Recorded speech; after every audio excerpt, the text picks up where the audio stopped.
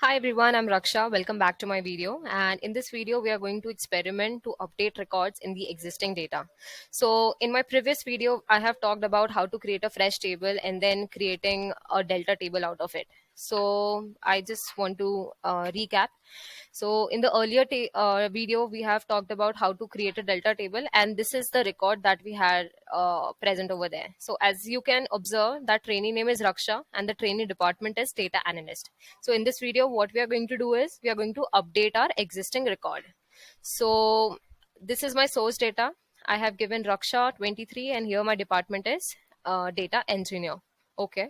Now what I'm doing is again creating a data frame out of it, and based on that I am creating a view. So I have given same way, the view name is source view. I have used this command to know how does the view looks, and then based on that I have applied the upsert operation all again.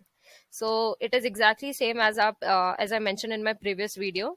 So when the condition is matched, we have to update the set, and if if it doesn't match, then we have to insert the records. So current condition is that our trainee ID is already matching. I am just updating my record for Raksha.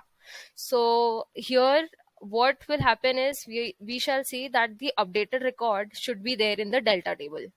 So this is what happened. So the result query says that the number of affected rows is 1 and the number of updated rows is 1. There is no insertion. So in the previous video I have mentioned that number of affected row is 1 and the inserted row is 1. Here we are updating the same record, so the 1 will show in the updated rows. Okay, now we shall see how does it look. So this is my delta table with the updated record. So data, in the data you shall see that for trainee name Raksha we have a new new value for trainee department, which is data engineer. So I hope you understood the insertion and updation.